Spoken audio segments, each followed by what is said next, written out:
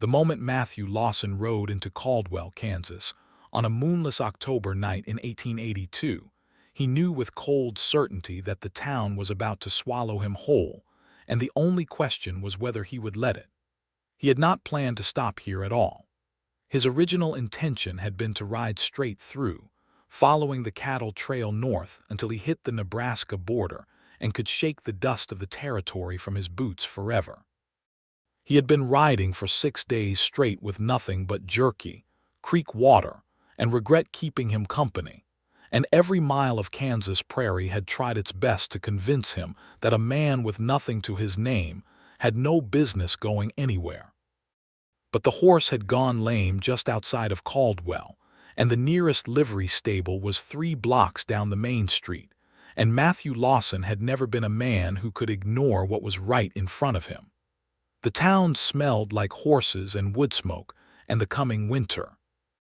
A cold wind had been pushing down from the north since midday, stripping the last of the leaves from the cottonwood trees that lined the creek bed east of the main road.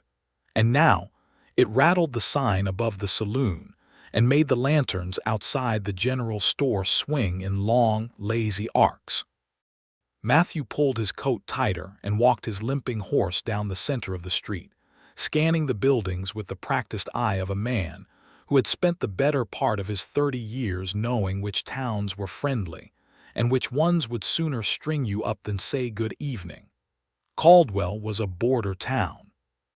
It sat right on the edge of the Kishom Trail's northernmost reach, which meant it had seen its share of cowboys, cattle drives, gamblers, outlaws, and every other variety of wandering soul that the frontier produced. The cattle season was winding down, which meant the town was quieter than it would have been in summer, but there was still enough lamplight burning in enough windows to tell him it was not sleeping yet.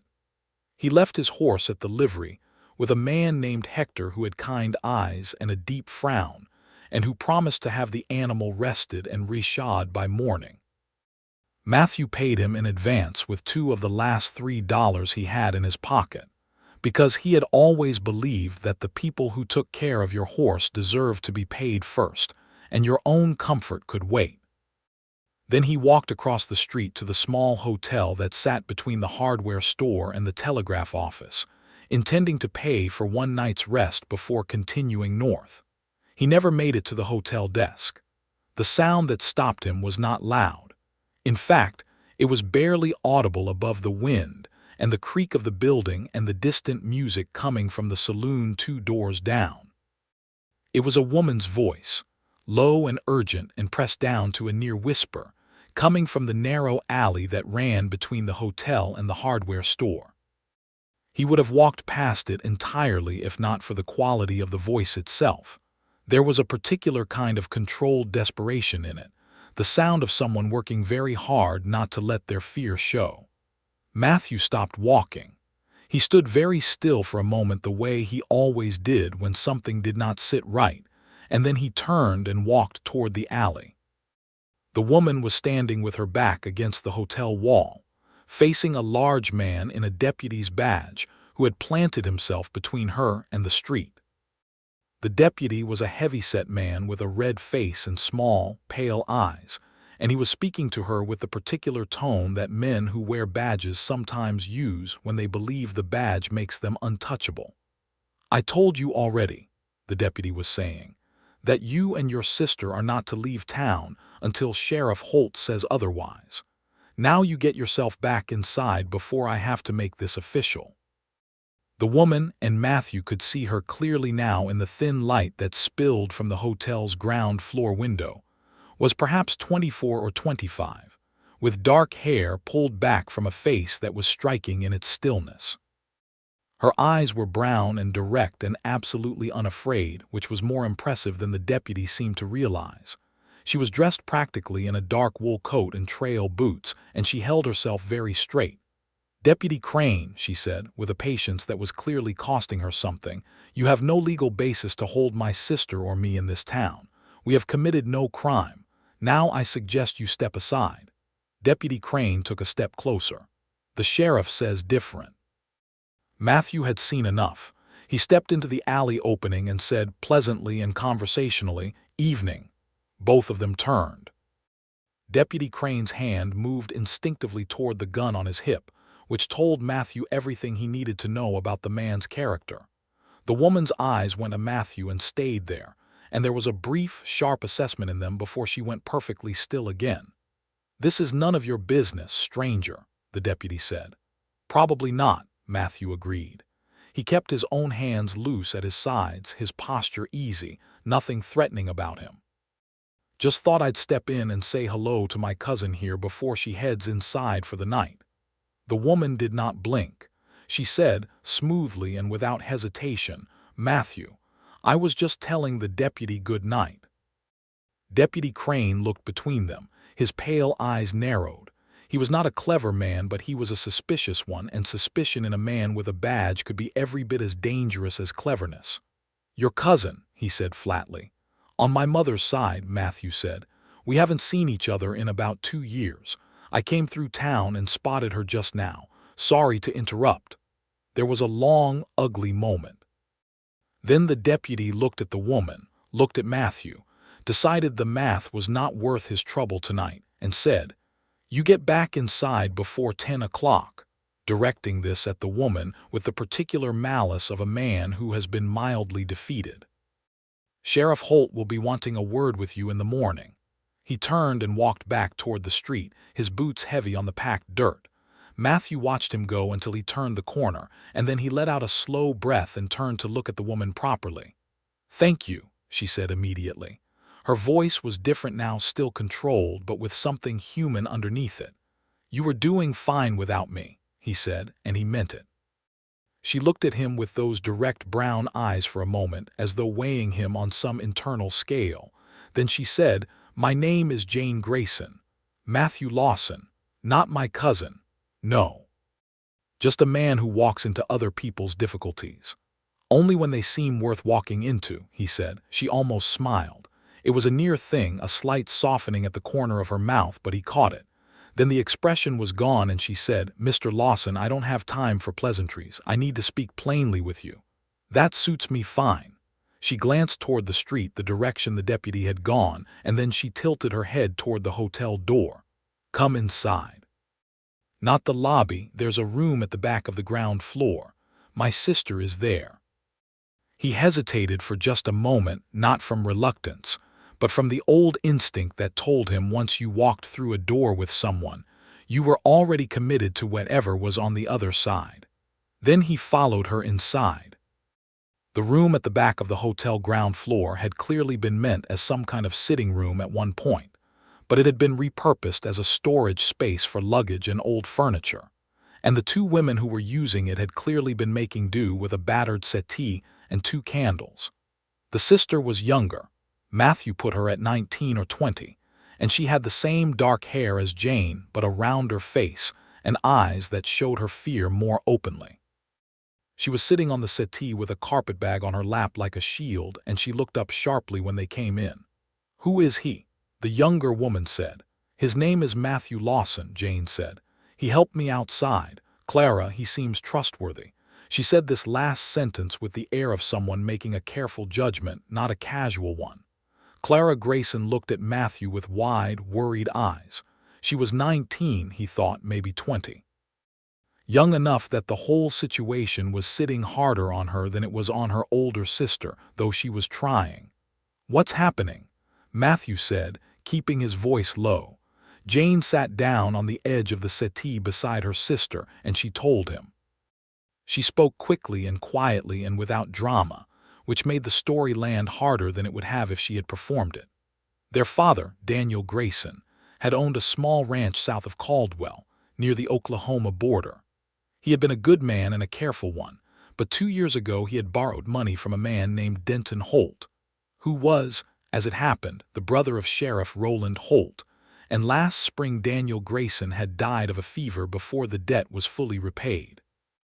What remained of the ranch and the debt had passed to Jane, who had sold off the cattle and the farm equipment and paid back every cent she could account for. But Denton Holt claimed there was additional interest, and when Jane disputed the amount, Denton Holt had gone to his brother, the sheriff. What followed was the kind of story that was not uncommon in border territories in 1882. A man with money and a man with a badge working together to squeeze what they wanted from people who had no recourse.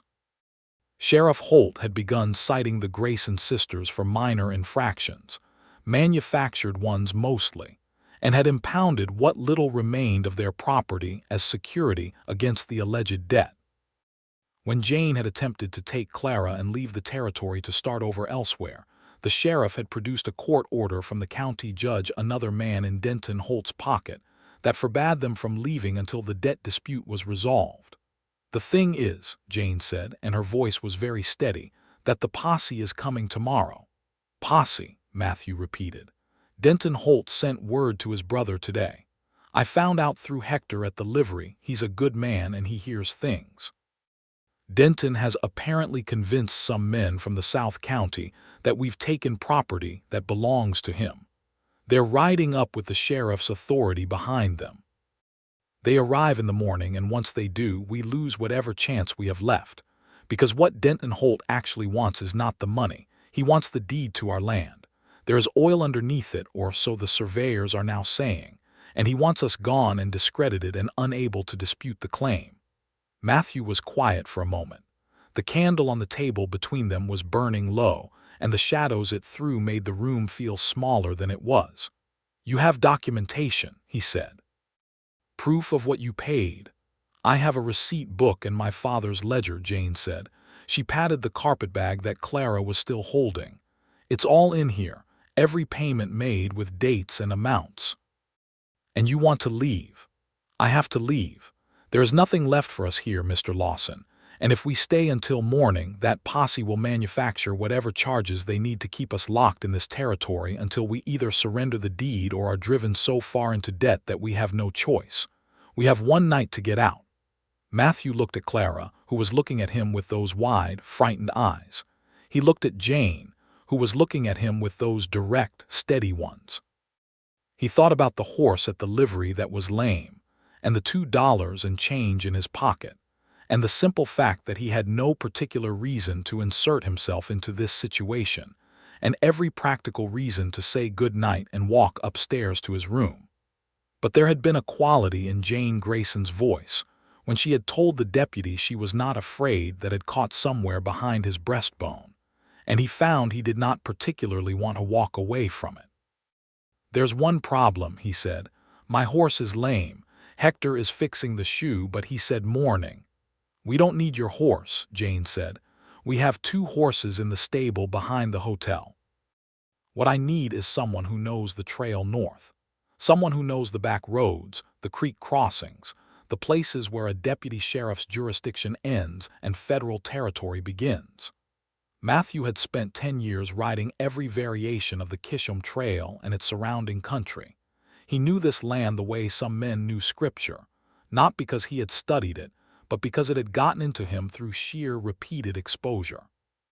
He knew the places where the river bent and where the land softened, and where the rocky outcroppings could hide 3 horses and their riders until a posse gave up and went back to town. "You're talking about a night ride," he said. 60 miles, maybe more, to the Kansas-Nebraska border. "Yes, in October. Yes, the temperature is going to drop below freezing before dawn." "I am aware of that," Jane said, with a patience that suggested she did not need the conditions explained to her. "I am not asking you to protect us from the weather, Mr. Lawson. I am asking if you can guide us north through the back country. You clearly know this territory. Hector mentioned that you have been through here before." He looked at her. "Hector talks. Hector told me there was a man who came in with a lame horse who had the look of someone who knew where he was going," Jane said. "I went out to have a conversation with him and the deputy followed me. You know the rest." So she had gone outside deliberately looking for someone who could help, and what she had found was him. He was not sure if that was good luck or bad for either of them, but he found he was already thinking about the North Creek Road, in which Crossing Point was shallowest this time of year, and that told him his decision was already made. "If I do this," he said, "we leave in the next hour." "While the deputy thinks you're in for the night." "Agreed. And we ride hard, no stopping except for the horses. Agreed. One more thing. He looked at Clara, then back at Jane. The younger sister, can she ride? Clara straightened on the settee and said, with more dignity than she had shown so far, I can ride better than most men you have likely met, Mr. Lawson. He almost smiled at that. Good, he said. Then we have a chance. The next 40 minutes were the most careful 40 minutes of Matthew Lawson's recent memory. He went back to the livery first, where Hector had finished reseating the loose shoe and was rubbing the horse down with the methodical patience of a man who had been doing this for 30 years. Matthew explained, briefly and honestly, what he was doing and why. Hector listened. He was a Mexican man in his mid-50s, with a broad face and calloused hands and a quiet dignity that Matthew had recognized and respected from their first exchange. When Matthew finished, Hector was silent for a moment. Then he said, those Grayson women, they are good people. Their father was a good man. I believe it, Matthew said. The sheriff is not a good man, Hector said. And Denton Holt is worse. He paused. Then he said, the Grayson sisters have their horses. They are ready. I made sure of it earlier when Jane asked me to. He met Matthew's eyes with a look that said everything that needed to be said about where his loyalties lay. Take the back road behind the stockyard. It comes out north of town on the creek road. No one watches it at night. Thank you, Matthew said. Hector shrugged, a small movement that somehow contained an entire philosophy. Go quickly, he said. Be safe. Matthew got his own horse, paid Hector the additional amount owed for the repair work, and rode quietly around to the back of the hotel. Jane and Clara were already there, moving in the kind of careful silence that suggested they had been planning this moment for some time. Clara had a bedroll tied behind her saddle and a canvas bag across her lap. Jane had the carpet bag strapped tight, and she had changed into a heavier coat with a dark scarf pulled up around her ears. When she saw Matthew come around the corner with his horse, something in her posture shifted, not relaxation exactly, but a small, controlled release of tension, like a bow string being eased back from full draw. You came, she said softly. Said I would, he replied. They moved out through the stockyard path exactly as Hector had described, keeping to the deep shadow of the fence line until the lights of the town were behind them. The north wind was hitting them full in the face now, carrying the smell of cold earth and dried grass, and the sky above was so thick with stars it looked like someone had scattered a handful of salt across black velvet. The temperature was dropping fast. Matthew could see his breath and the breath of the horses rising in small white clouds, and he felt the cold working through his coat in a way that told him they were in for a hard night. But the road north was clear, and the horses were willing, and the three of them rode. For the first hour no one spoke much. Matthew led, because he knew the way and because the trail was narrow in places and there was no room for 3 horses abreast.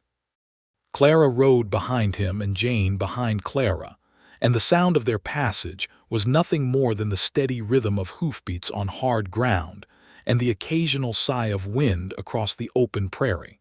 Matthew kept watching behind them. There was nothing, no lights, no sound of pursuit, nothing moving in the darkness except the distant silhouettes of cattle standing in bunched, miserable groups against the cold. The deputy had believed the ruse about the cousin, or had believed it enough to not act on it immediately, and that had bought them the lead they needed. At the end of the first hour, they reached the creek crossing at Barlow Ford, where the water ran shallow over a flat limestone shelf. He pulled up and let the horses drink and blow, and Clara immediately slid out of her saddle and sat down heavily on a large rock at the water's edge with the air of someone who was more tired than she wanted to admit. Jane came up alongside him while the horses drank, and she said, quietly enough that Clara could not hear, "How far are we?" "About 12 miles out," he said. "We need to make another 30 before we're past the county line and into territory where Holt's jurisdiction runs thin. The federal boundary is about 20 miles past that. That's 50 miles total. Close enough. We can make it by dawn if we don't stop long." She was quiet for a moment, watching the water move over the pale limestone in the faint starlight. Then she said, "Why did you help us?" He considered the question. He was a man who generally said what he meant, but he was also a man who had learned that complete honesty was sometimes premature. He said, "Because it was the right thing to do." She turned to look at him, and he could see her face clearly in the darkness, which was not as dark as it should have been because of all those stars. "That's true," she said, "but it's not all of it." He met her gaze and held it. "You looked like you could handle it yourself," he said, "but you shouldn't have to." She seemed to consider this response carefully, the way she seemed to consider everything carefully. Then she said, "My father used to say that a capable person is not someone who never needs help. They're someone who knows how to use it. Your father sounds like he was a wise man." "He was the best man I ever knew," she said, and there was a weight in it that was not grief exactly, more like a permanent, settled sadness, the kind you carry after enough time has passed. They rode again. The country was flat here, but not empty. There were shallow ravines and dry creek beds and clusters of cottonwood and willow that marked the course of old waterways, and Matthew guided them through and around these with the quiet confidence of someone reading a language that others could not see. Clara began to recover from her initial fatigue and started asking questions, not anxious ones but curious ones, about the land and the route and how Matthew knew where he was going without a lantern. "You learn the shape of the dark," he said. "Once you've ridden a piece of country enough times, you know it by feel as much as by sight. The ground tells you things." Clara considered this with the seriousness of someone filing it away. "Have you always lived on the trail?" "More or less," he said. "Do you not have family somewhere?" "Clara," Jane said from behind them. "No, it's fine," Matthew said. "I had a family. Parents are both gone. Had a brother who went to California in '76 and I haven't had word from him since." He paused. "I was a cattle drover for most of my 20s. Made enough to try buying a small spread in Texas, but the drought took that a few years back. Been riding since." He said it simply and without self-pity, which was the only way he knew how to say it. The facts were the facts. The land had taken things from him the same way it had taken things from everyone he had ever known. "I'm sorry," Clara said. "Don't be," he said. "The land giveth and the land taketh away. That's just frontier life." "That's a somewhat biblical phrasing of something fairly terrible," Jane said from behind him, and there was something dry and warm in her voice that made him turn in his saddle slightly to see if she was smiling. She was. Not the almost smile from the hotel alley, but a real one, brief and genuine, showing in her eyes more than her mouth.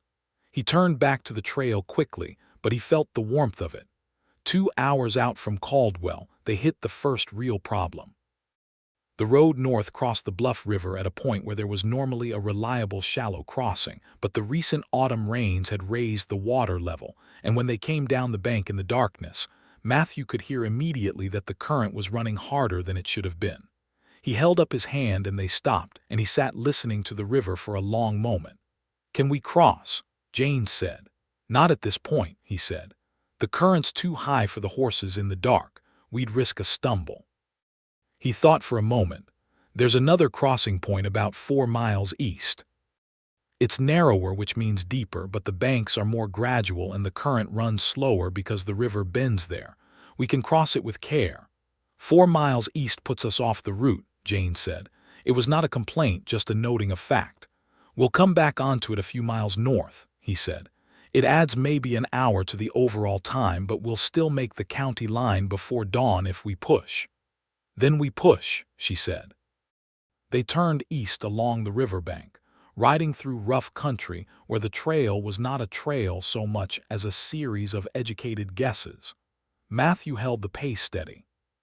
He was acutely aware of the time, a cattle drover's deep awareness of it, the way the hours pressed against the edges of the night, and he was calculating and recalculating the distances in his head even as he watched the ground ahead. They reached the secondary crossing at the river bend, and it was exactly as he had predicted, narrower and deeper, but calmer. He went first, letting his horse find its footing on the rocky bottom, the water coming up to the animal's belly and soaking Matthew's boots through to the skin. Cold like that was a specific, articulate kind of pain, the kind that announced itself clearly and then simply became background noise. He reached the far bank and turned. "Come straight across," he called back. "Don't angle with the current." Clara went next, her horse plunging in with a snort of protest, the girl setting her jaw and keeping her weight balanced and her hands light on the reins. She made it across with nothing worse than wet feet and a shaky exhale when she hit the far bank. Jane came last.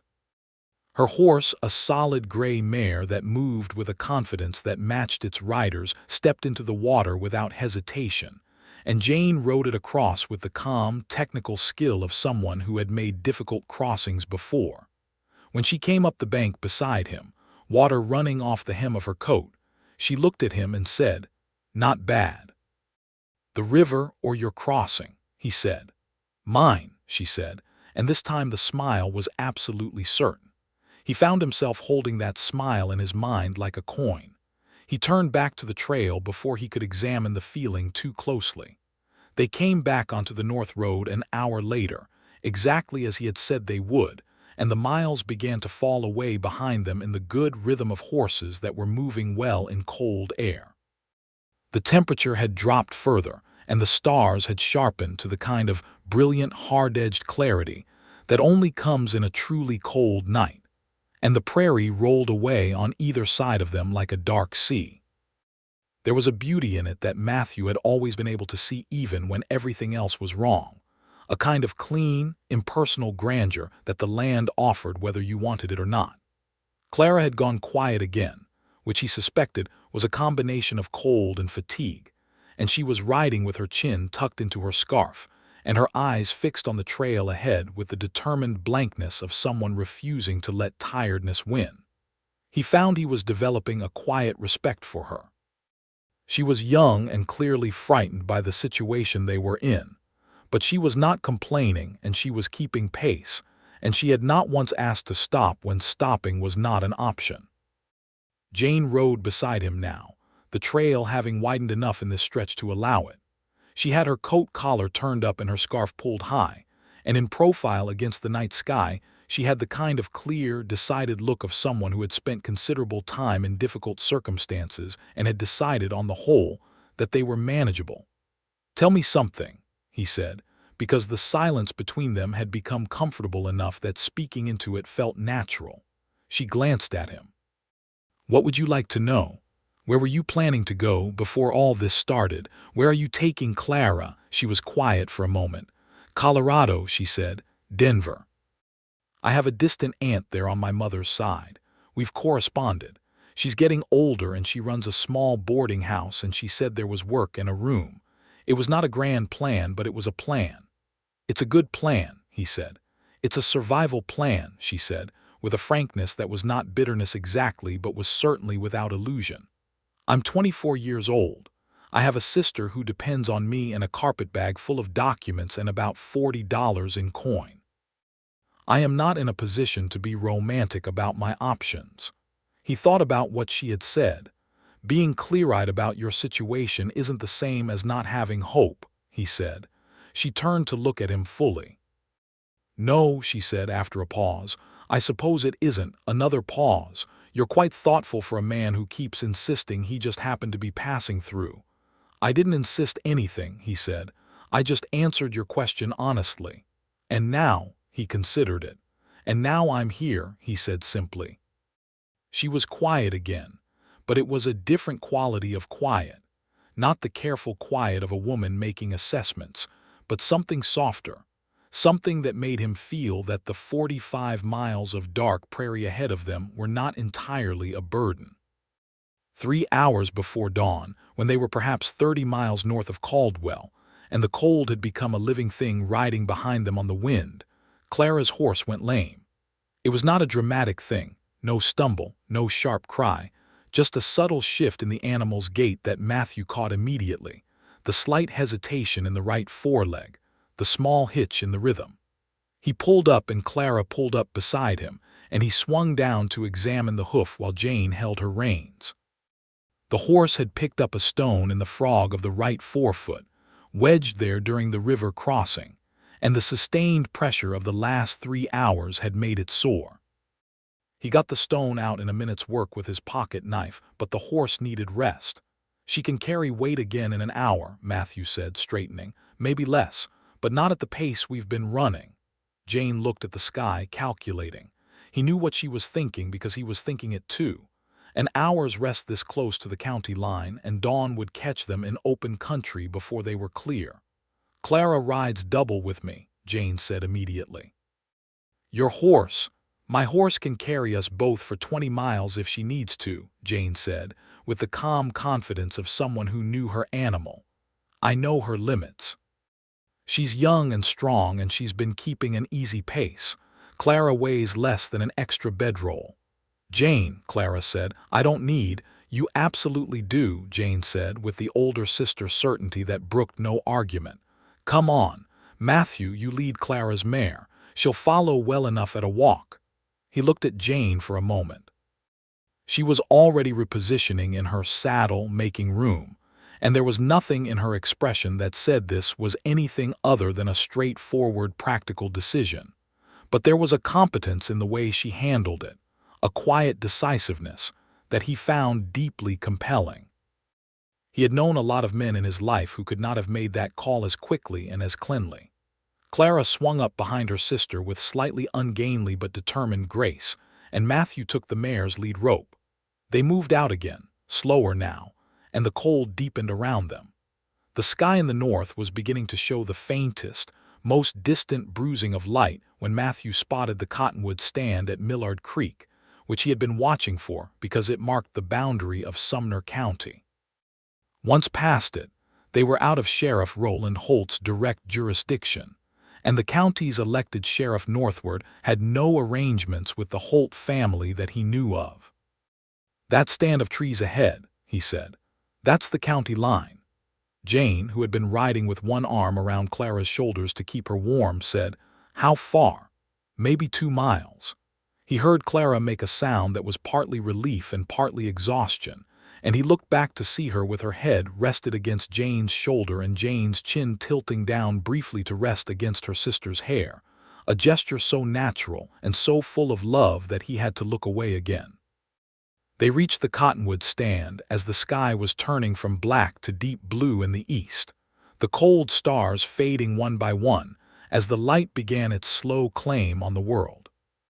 Matthew pulled up under the trees and looked back at the south road, which stretched empty and pale in the earliest light for as far as he could see. Nothing.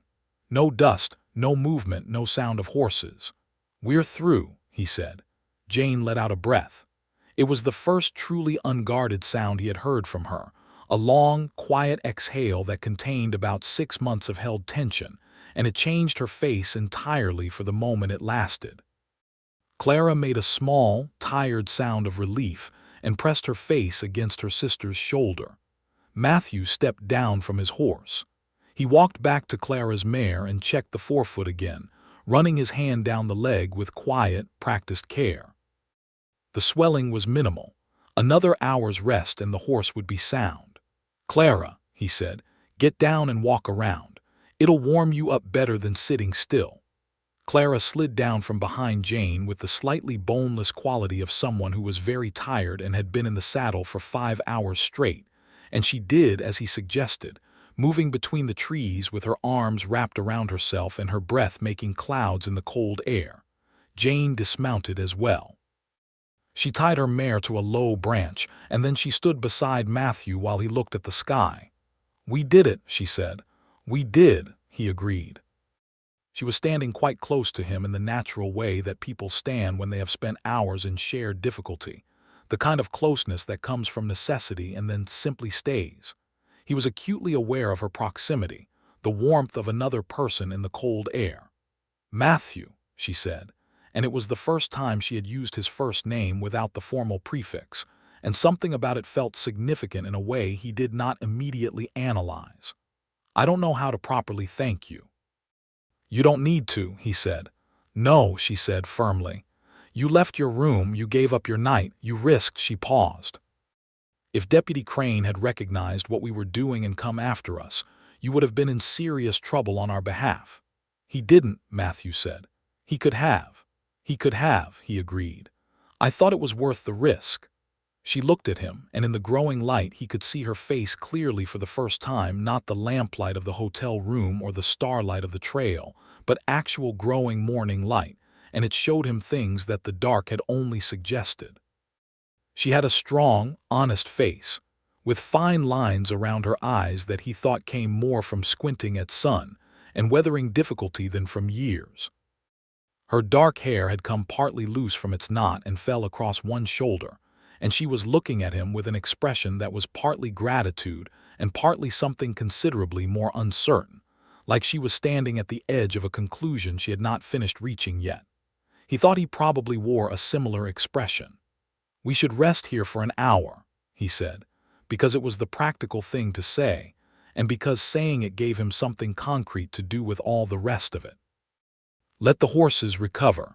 Then I'd suggest pushing on to Wellington before we stop properly. There's a stage station there, a reliable one, and you could arrange onward passage to Colorado." "You know the stage routes," she said. "I know most of the country between here and the Rockies," he said. "And after Wellington," she asked. "Where do you go?" He had not thought about after Wellington in some time, the question being somewhat theoretical from where he had been standing. He said Nebraska was the original plan, though the plan was never particularly detailed. "That sounds lonely," she said, and said it directly, without cruelty, just as a plain observation.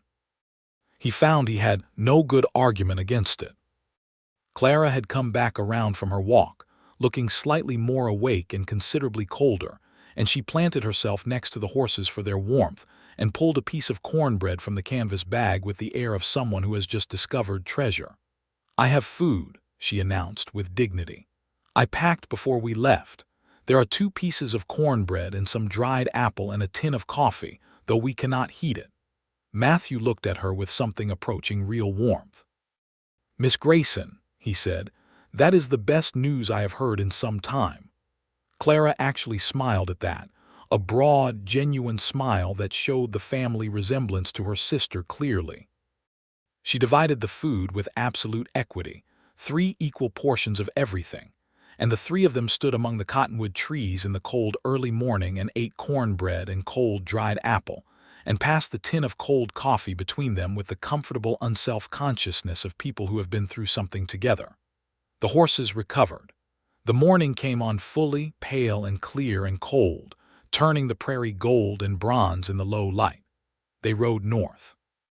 Wellington was a larger town than Caldwell, a proper railroad town, with a depot and a hotel that had real beds and a stage office that ran regular service north and west. When they rode in mid-morning, the streets were busy with the ordinary commerce of a frontier town on a weekday, and the noise and warmth of civilization after the long cold night felt disorienting in the way that relief sometimes does. Matthew arranged stabling for all 3 horses while Jane went directly to the stage office. He found them there 20 minutes later, Jane with a purse of coins on the counter and Clara beside her, looking at the posted schedule board with a concentrated expression. The next stage north and west, heading through Wichita and on to Dodge City with a connecting service through to Denver, left the following morning at 7 o'clock. Jane had already paid for 2 inside seats. When Matthew came to stand beside her at the counter, she said without turning, "I bought 3 tickets." He said, "Jane, I know," she said. She turned then, and her expression was composed but not entirely calm. "I know you have your own direction and your own plans. But I would feel considerably better about the next 2 days of travel if the man who guided us out of Sumner County was sitting in the stage with us." And she stopped, and he could see her making a decision, a small, careful, deliberate decision, "and I would like the company." He looked at her for a long moment. The stage office was busy around them, and Clara had drifted to the window to watch the street outside with the curiosity of someone who has been too long in one small, frightening place. And the morning light came through the big glass window and fell across Jane's face and showed him everything he needed to see about what she was actually asking. He said, "I'll take the ticket." The relief in her face was brief and real, and she covered it quickly, which made him smile in a way he generally kept to himself. They spent that day in Wellington recovering. Matthew found a room at the hotel, and Jane and Clara took a room together. And for the first time in what Jane later told him had been nearly 3 weeks, she and her sister slept in a proper bed in a locked room without listening for footsteps in the hall. Matthew ate a proper meal at the hotel dining room and discovered that he was considerably more tired than he had realized, the way you always do once the urgency passes, and he sat by the window of his room in the afternoon and looked out at the Kansas prairie and thought about the things he was riding toward and the things he was riding away from. He thought about Jane Grayson considerably more than either of those. In the evening, the 3 of them met in the hotel dining room for supper, and it was the kind of meal that becomes a memory almost while it is happening. A round table in a warm room, good food, the sound of other people's ordinary conversations as a comfortable backdrop. Clara had recovered fully from the previous night, and was animated and funny and full of observations about everything from the quality of the bread to the moral character of Deputy Crane, expressed with a 19-year-old's absolute certainty and complete accuracy. Matthew found himself laughing at her commentary in a way that surprised him, the real, spontaneous laughter of genuine amusement, and he noticed that Jane watched this with an expression of quiet pleasure. After Clara excused herself to sleep, an excuse that was not very well disguised but was delivered with considerable charm, Matthew and Jane remained at the table over 2 cups of actual hot coffee, and the conversation changed. It changed not dramatically, not with any particular announcement, but in the way that conversations change when the people having them have stopped being careful. They talked about small things at first, his years driving cattle, the specific geography of the Kishom Trail, the way the prairie changed character between the different seasons. Then she told him about growing up on her father's ranch, about how she had learned to ride before she could properly read, and how her father had believed in educating his daughters with the same seriousness that other men in the territory reserved for their sons. He was unusual in that, Matthew said. He was, Jane said. He used to say that a woman who could think clearly and ride well and keep her own accounts was worth 10 of the men who thought she needed looking after. She paused. He was not wrong mostly. Mostly, she looked at her coffee cup. There are times, she said carefully, when having someone beside you makes the thinking and the riding and the account-keeping somewhat more sustainable. She looked up. That is not a weakness. I'm quite clear on that. But I have been, she paused again, and he sensed she was choosing words with unusual care, very alone in this, for a long time, since my father died. He said nothing because nothing needed to be said, and he knew when silence was the better response. You didn't ask me anything last night, she said, about why we were in trouble or whether we deserved it. You just helped, without qualification. Some things don't need qualification, he said. She was looking at him with that expression again, the one from the cottonwood stand in the early morning light, the one that was at the edge of a conclusion. No, she said softly. I suppose they don't. He said Jane, and he said it the way she had said Matthew that morning, just the name, just the fact of it, nothing added. She said, yes. I would like to come to Denver, he said. Not just on the stage, I mean after. If there's any possibility that he stopped, and recognized with some bemusement that he, a man who had been entirely practical and direct for 30 years, was struggling to finish a sentence. She helped him. My aunt has a boarding house, she said.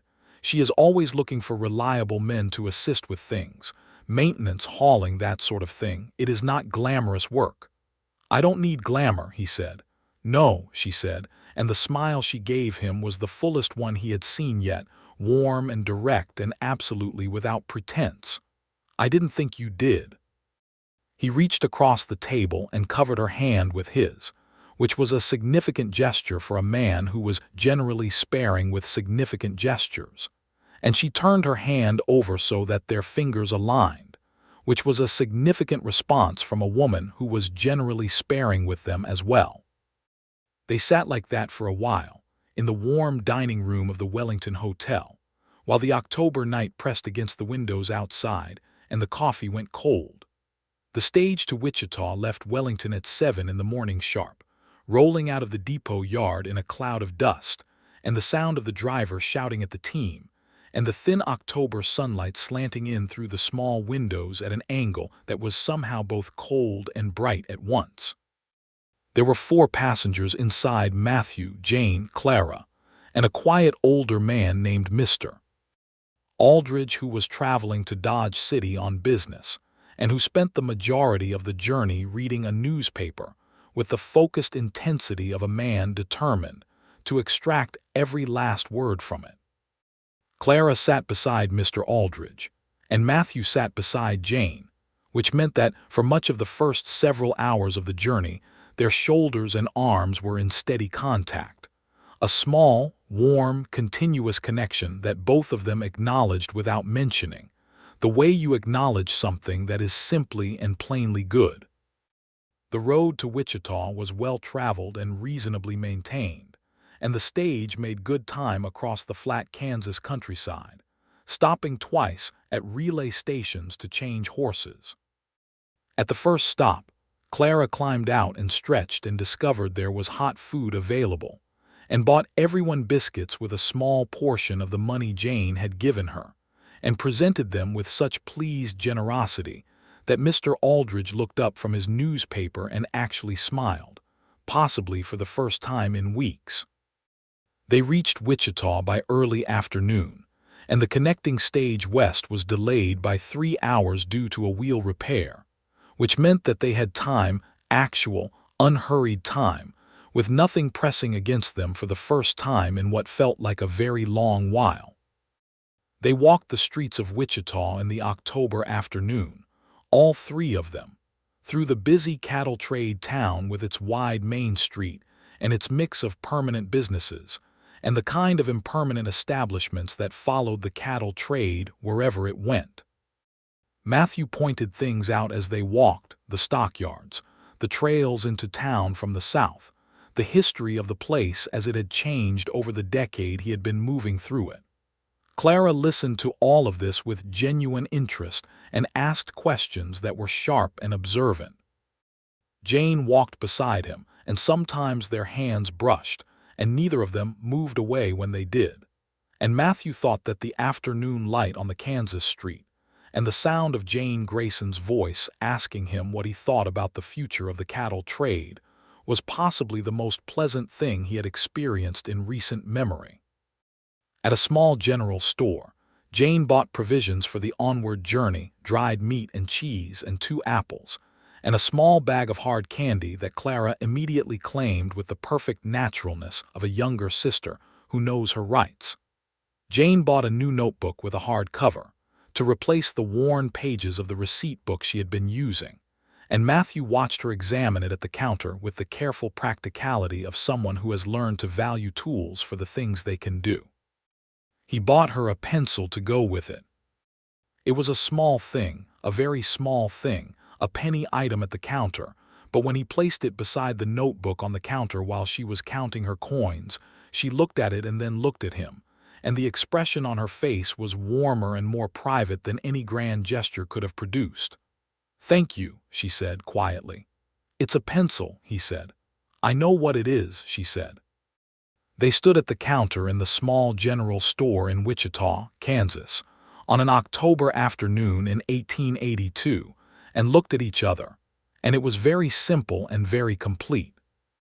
The stage west resumed that evening, and they rode into the dark Kansas night with the team running well, and the lanterns on the stage swinging their yellow light across the road ahead.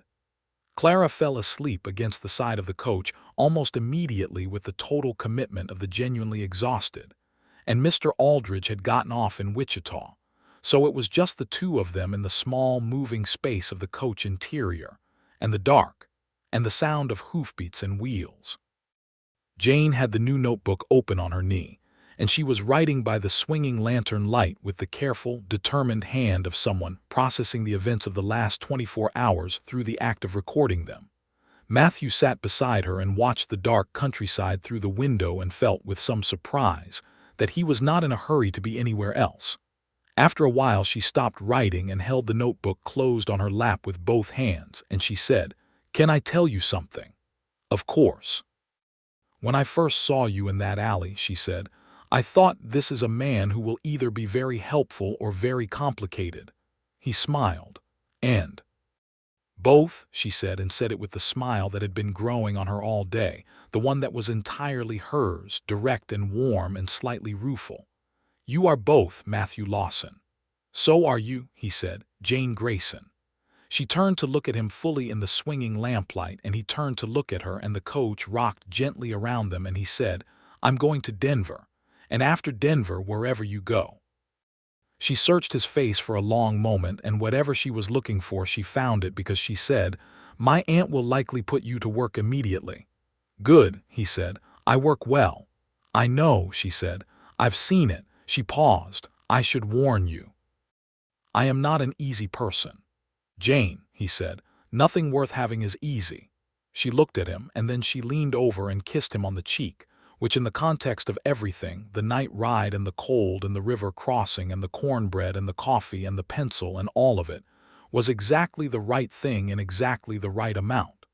He turned his face slightly, and her cheek was beside his, and he could feel her breath and she could feel his, and neither of them moved away. "Denver," she said very quietly into the small warm space between them. "Denver," he agreed. They reached Dodge City in the deep hours of the night and spent the remaining dark hours in a real hotel. And in the morning they boarded the Atchison, Topeka, and Santa Fe line that ran southwest. And by the following day the landscape was changing around them, the flat Kansas prairie giving way to the rolling high country that preceded the Rockies, and the mountains themselves appeared on the western horizon like a promise someone had forgotten they had made.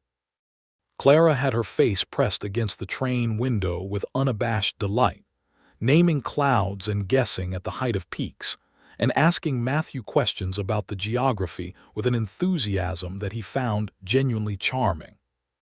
Jane sat beside him, and they spoke in the easy, continuous way that people speak when they have already covered the important ground and are now simply building on it.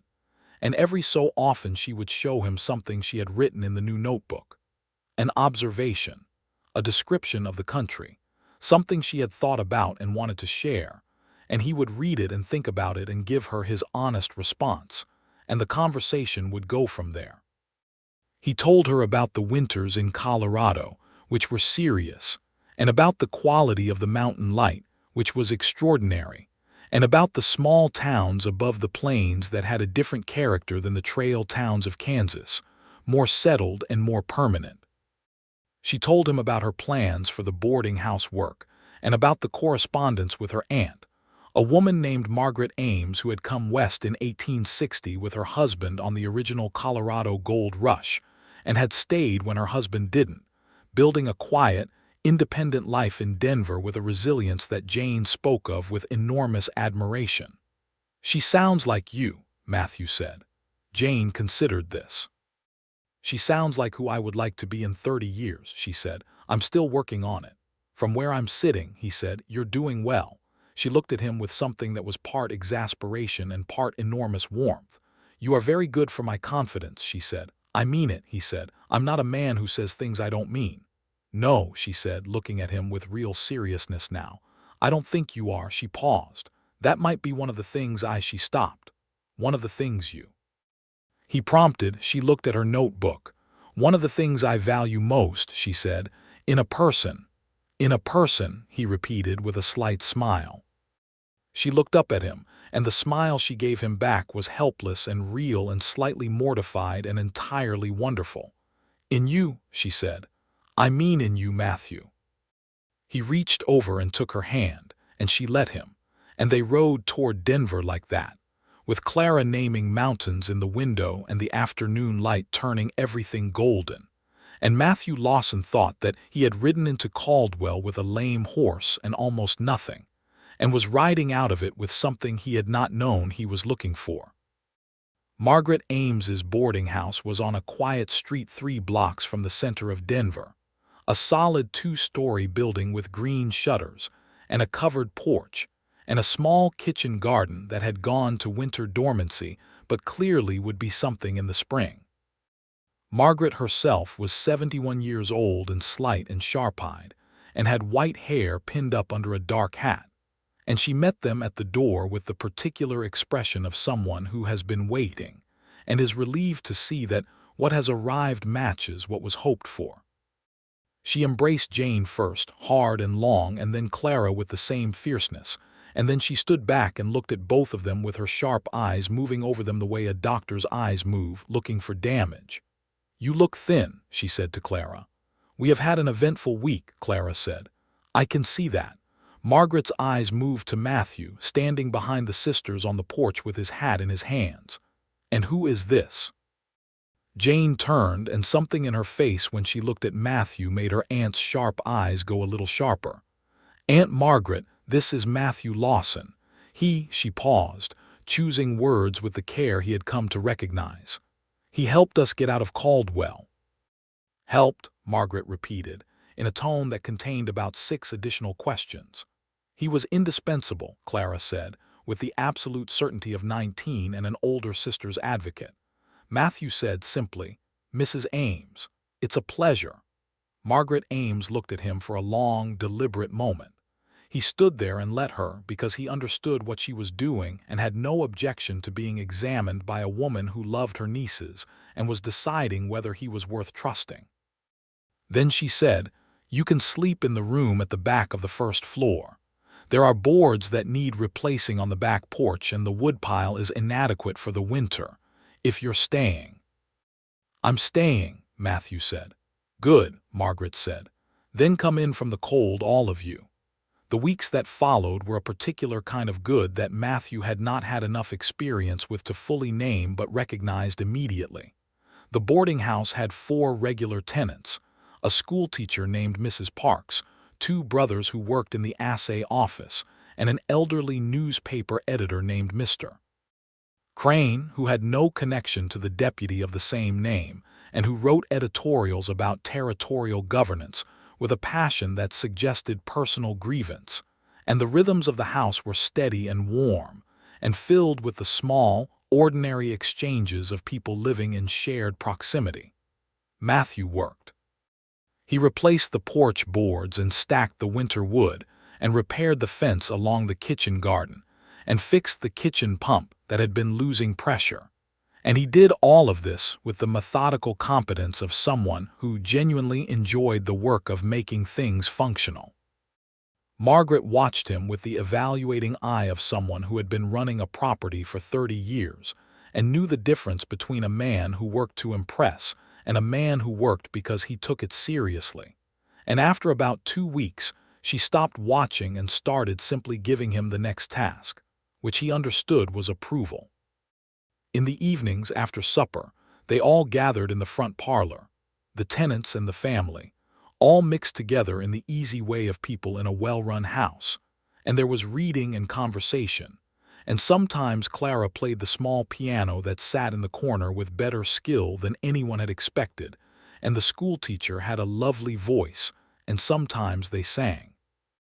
On these evenings, Matthew and Jane sat together, not always talking, sometimes just near each other in the natural way they had developed, and the rest of the room was comfortable and warm and entirely irrelevant to what was happening between them, which was the slow, thorough, unglamorous work of 2 people getting to know each other completely. He knew by the middle of November that he had never felt about anyone what he felt about Jane Grayson. He had been in the general vicinity of love before, in the younger years of his 20s, but those experiences had had the quality of something tried on and set aside, and this had no such quality. This felt like the ground he was standing on, solid and factual, and without the possibility of being otherwise. He told her this on a cold November evening when they were walking back from the market 3 blocks away, Clara having taken a different route to visit a new friend she had made at the dressmaker's shop where she had found work, and the street was empty except for them and the cold Colorado air that carried the first real scent of approaching snow. He said, "Jane, I want to say something." She looked at him. "You have my full attention," she said, with the quiet humor that he loved. "I know we've known each other for not very long," he said. "And I know that's a reasonable objection. But I have been paying attention very carefully for the past 4 weeks, and I don't think more time is going to change anything fundamental." He paused. "I love you. That's what I wanted to say. And I intend to ask you to marry me if you're willing, but I wanted to say the first part first because it matters more than the second part." She stopped walking. She stood on the Denver street in the cold November air with her coat collar up and her breath making clouds and her face very still. And he waited. She said, "I have been trying for 3 weeks to find a reason why this is too fast or too uncertain or too much, because I know that is what careful, sensible people say." And he said, "And I cannot find one," she said, "because I have been paying attention too, Matthew, very carefully." She paused. "I love you, and yes." He stared at her. "Yes to which part?" "To the part you haven't said yet," she said with a smile. "Yes to that."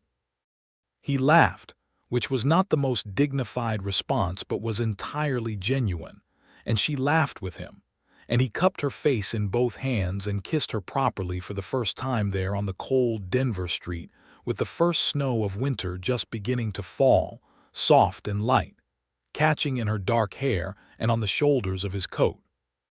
She kissed him back with a warmth and a certainty that matched his own, and when they finally broke apart she rested her forehead against his for a moment and said, very quietly, "I was not planning to fall in love with anyone for a very long time."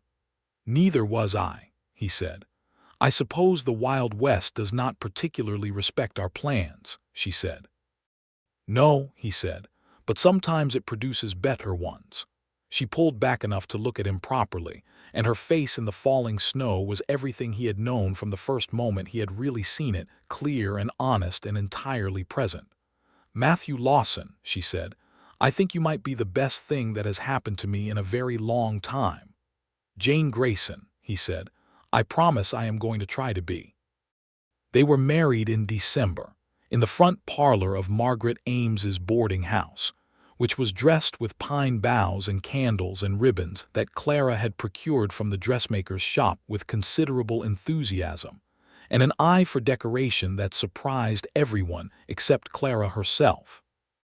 The Denver justice of the peace, a round and cheerful man named Judge Barrett, officiated with a warmth that suggested he genuinely enjoyed doing this. And the witnesses were Margaret Ames and Clara and the schoolteacher Mrs. Parks, who cried, and the two brothers from the assay office, who didn't, and Mr. Crane, the newspaper editor, who wrote a small notice for the paper that called it a December celebration of two people of evident good character finding each other in otherwise difficult circumstances, and which Matthew kept folded in his shirt pocket for a long time. Clara was radiant in a dark green dress she had made herself, and her happiness at the whole occasion was so complete and so unconditional that it made everyone around her happier, which was a skill that Matthew was coming to understand was distinctly and specifically Clara's. Jane wore a dress of deep blue wool with her dark hair down for the occasion, and when Matthew saw her come down the stairs of the boarding house and into the parlor, the way the candlelight fell on her, and the way she looked at him when their eyes met across the room, he understood in a way that was beyond words that this was the most important thing he had ever been part of. She reached him and took his hand, and they stood together in front of Judge Barrett while the small gathered company watched, and they said the words clearly and meant every syllable of them, and it was exactly as it should have been, not grand or performed, but real and solid and complete. In the spring, after the hard Colorado winter had broken and the kitchen garden was showing its first green growth, and the mountains to the west had that particular quality of early-thaw light that seemed to Matthew to be one of the finest things the world had to offer, Jane came to find him where he was fixing a section of the back fence, and she sat down on the newly repaired porch steps and looked at him in that way she had, the very still, very certain way, and said, "Matthew, we're going to have a baby." He put down the fencing tool he was holding and sat beside her on the porch steps, and he put his arm around her shoulders and she leaned into him, and they looked at the kitchen garden together for a while, neither of them saying anything because there was nothing that needed to be said. Then he said, "I was thinking the garden needed more room." "It does," she said. "I'll extend the fence line back another 10 feet, he said. "That's not what I meant by the garden needing more room," she said. "I know," he said, "but I'll extend it anyway." She laughed, the warm, real laugh that he had been collecting since October, and he held her closer, and the spring morning was very fine around them. They had a son in late October, exactly a year after the night Matthew had ridden into Caldwell with a lame horse and absolutely nothing. They named him Daniel for Jane's father, and he arrived into the world at 4 in the morning with excellent opinions about being there, loudly and comprehensively expressed. And Clara, who had been sitting outside the bedroom door since midnight, came in when she heard him and burst into immediate tears of joy, and Matthew, sitting on the edge of the bed with Jane's hand in both of his, felt something break open in him that he had not known was closed. Jane held Daniel and looked at him with the expression that Matthew would come to think of as the purest one he had ever seen on a human face, that specific, enormous, fundamental love that requires nothing, that simply is, and she looked up at Matthew and said, "He has your nose." "He has your chin," Matthew said. "He has his grandfather's name," Jane said, and there was the settled sadness again, but this time it was not only sadness. "I think he would have been very happy." "I think so too," Matthew said. Clara, who had the baby for approximately 45 seconds before Jane reclaimed him, declared him to be the finest infant she had ever seen, which was not a large field of comparison, but was offered with such conviction that nobody argued. Margaret Ames came in from her room with a robe over her dress and her white hair down, and she looked at Daniel with her sharp eyes and said, "He'll be trouble," in a tone that made it clearly a compliment, and she kissed Jane's forehead with a tenderness that contained everything she did not generally say. In the years that followed, the boarding house grew and changed. Margaret Ames, at 72, found that having Matthew and Jane managing much of the daily operation freed her in ways she had not expected, and she spent more of her evenings in the front parlor and fewer of them worried about the roof and the wood supply and the accounts. Jane kept the books herself, in her neat, careful hand, in a series of notebooks with hard covers, and the boarding house prospered in the straightforward way that well-run, genuinely welcoming establishments tend to prosper. Clara continued at the dressmaker's shop and became, over the following 2 years, skilled enough to take on her own commissions, and at 21, she met a young Colorado surveyor named Thomas Reed, who had the particular quality of being both entirely besotted with her and genuinely worthy of her, which was not a common combination, and they were engaged by the spring and married by summer. Their wedding was in the garden of the boarding house, on a warm Colorado afternoon with the mountains visible beyond the roofline, and Daniel, at 10 months old, was carried by his father and regarded the whole proceeding with the round, serious interest of a baby deciding what he thought about the world.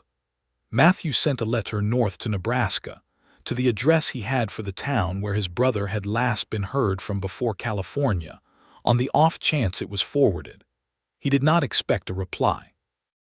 But in November of the following year, a letter arrived from San Francisco, from a man named James Lawson, who said he had received Matthew's letter only recently through a chain of forwarding that had taken the better part of 18 months, and that he was alive and working in a shipping office, and would very much like to come and meet his sister-in-law and nephew if the invitation was genuine.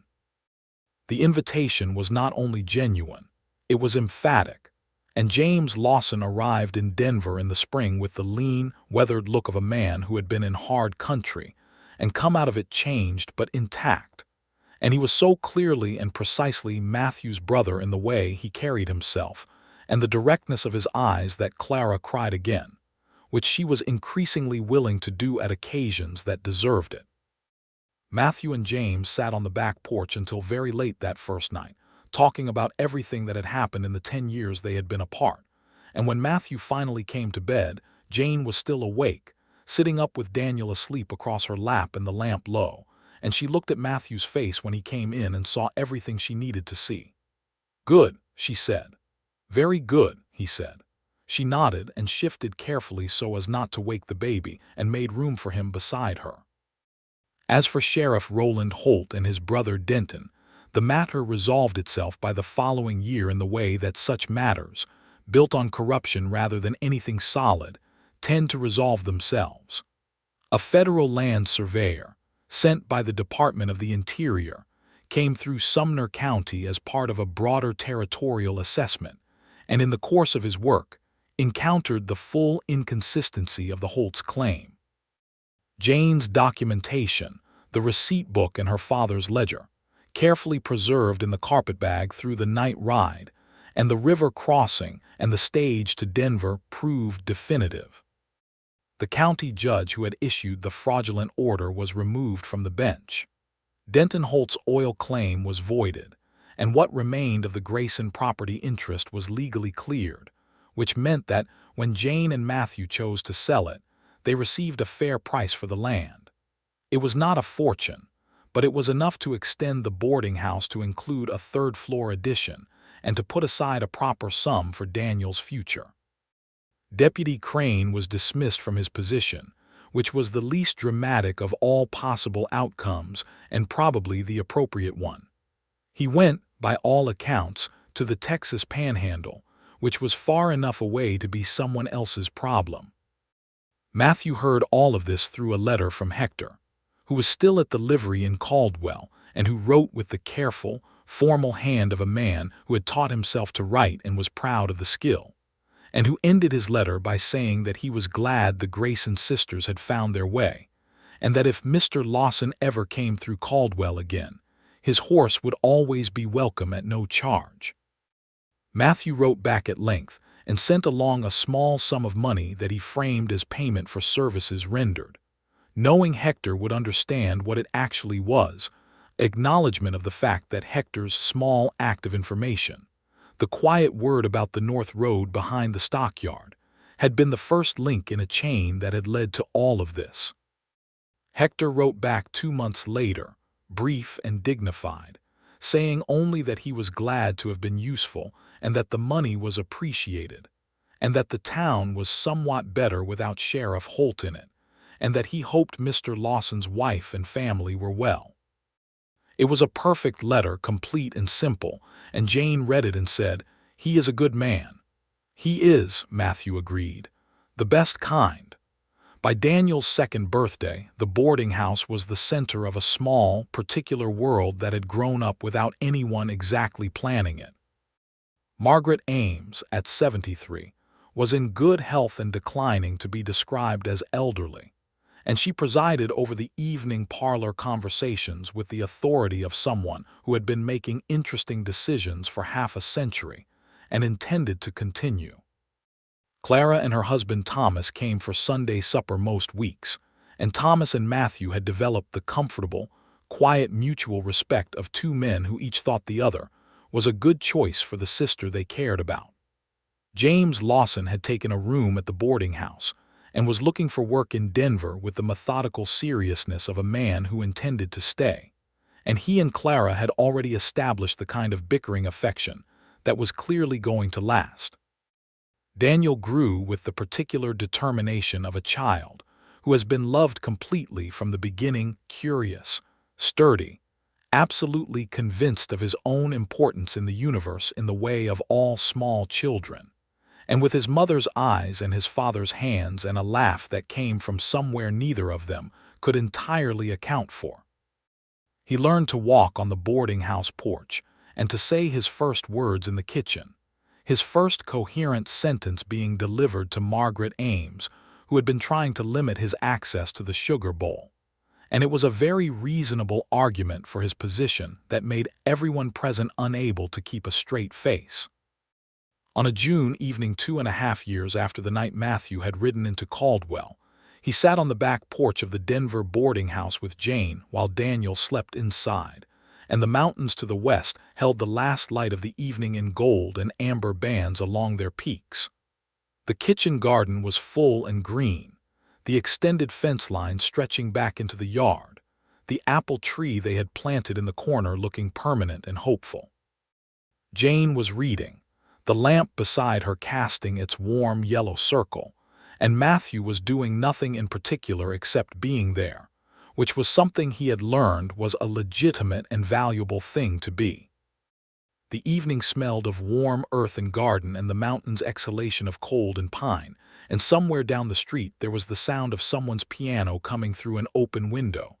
Jane set her book down after a while and looked at him with those brown eyes, and he met her gaze across the lamplight. "I've been thinking," she said. "Should I be worried?" he said. "Never," she said, and the certainty in it was warm and absolute. "I've been thinking about Caldwell, about that night." She paused. "If your horse had not gone lame, if your horse had not gone lame," he said, "you were already looking for help." "I was," she said, "but I was not looking for you specifically." "I know," he said, "and if I had found someone else," she stopped. "But you didn't," he said. "No," she said, "I found you." She looked at him with that expression, the specific one, the final one, the one that had no performance in it whatsoever. A man who walks into other people's difficulties only when they seem worth walking into, he said, the same thing he had said that first night in the hotel alley. She smiled. "You knew immediately," she said. "Didn't you?" He thought about it honestly. "I knew something," he said. "I didn't know what yet. And now, he said, "I know everything I need to." She came and sat beside him close, and he put his arm around her, and they sat together in the June evening looking at the mountains while the piano somewhere down the street played something slow and sweet, and the kitchen garden held the last of the light. The mountains kept their ancient watch to the west, indifferent to the small human lives arranged below them, and perhaps that was all right, because the small human lives did not need the mountains to pay attention. They had what they needed. They had each other, and the house, and the boy sleeping inside, and the garden, and the years ahead of them which were uncertain in the way all years are uncertain but were, on the whole, going to be fine. Jane leaned her head against Matthew's shoulder, and he rested his cheek against her hair, and the evening came down around them with all its ordinary, extraordinary grace. The following year, she told him she was expecting again, and this time it was a girl. A dark-haired, brown-eyed girl who arrived in February with a great deal less noise than her brother and a great deal more apparent satisfaction with the situation, as though she had planned it this way and was pleased with how it had come out.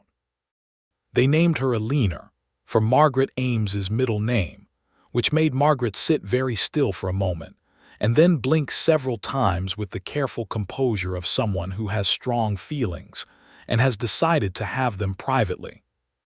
Daniel, who was 2½ and possessed of large opinions, inspected his sister with the thorough gravity of someone conducting a formal assessment, and then announced that she was acceptable and that she could stay. This decision was ratified unanimously by all present. Matthew held Eleanor in the early morning of her first day, in the rocking chair by the window while Jane slept and Daniel was still asleep, and the house was very quiet, and the February light came through the glass and fell across the baby's face.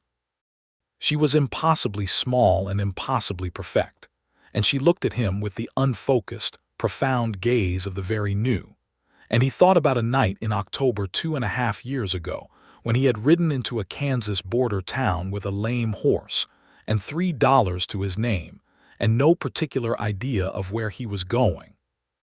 He thought about a woman in an alley who had not been afraid, and a carpetbag full of her father's records, and a river crossing in the dark and cold cornbread, and a pencil on a general store counter, and a December wedding in a parlor strung with pine boughs and a baby named for a good man's memory. And now this small, new, utterly specific person who had arrived into the world in the room at the end of the hall, and was looking at him with her mother's eyes. He thought that if you had told him, on that October night, what was on the other side of the decision to step into that alley, he would not have believed you. Not because it was too good to be true, but because goodness of this specific and particular kind, the kind that is built from two people who see each other clearly and choose each other anyway, over and over, through the ordinary and the difficult and the extraordinary is not the kind of thing that announces itself in advance. It arrives quietly through the back door, while you are busy doing something else. Through a lame horse, and a moonless night, and a woman who was not leaving without her sister. He smiled at Alina, who looked back at him with complete serenity, and the February morning opened around them, clear and cold and very fine, and everything was exactly as it should have been.